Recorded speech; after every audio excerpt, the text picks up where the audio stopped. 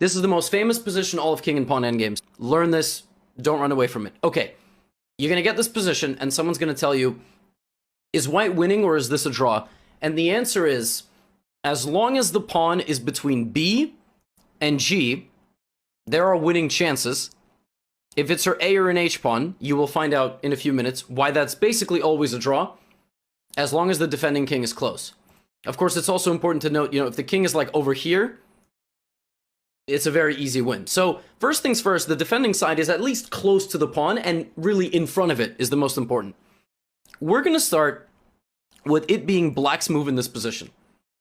Right now, white has played the move king to e3 and is doing something called opposition to the black king. That means you're opposing the black king, you are staring straight at it, you're saying, make a move, do something.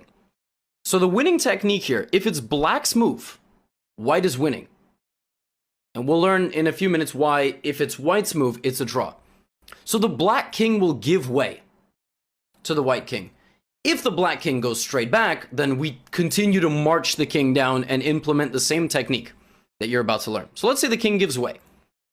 We now do something called outflanking.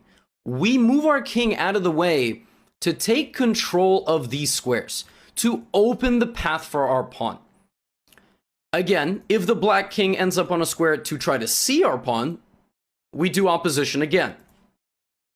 If the king just goes straight back, cardinal sin of this endgame, your pawn should never be side by side with your king, and definitely not in front of it.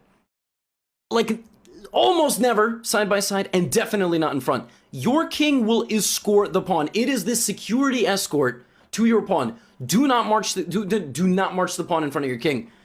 You won't win. What you need to do is continue to create a little bit of distance for this pawn. Side defense by black never works, because again, now you can push and the king cannot get back in time. Now you put, hey, I know it's a check. I said nothing side by side, right? King escorts. It's about controlling the squares, ensuring a safe passage of the pawn to the end of the board. So side defense is not a thing. Now, when you can push your pawn is as long as it's still behind the king. Okay, still behind the king. Why? Because now another opposition. If the second the king looks at our pawn, we say, no way. If the king goes here, we outflank in the other direction to maintain the squares here. Side defense is not a thing. All right, and we can do the exact same thing here. We can push and then get in front.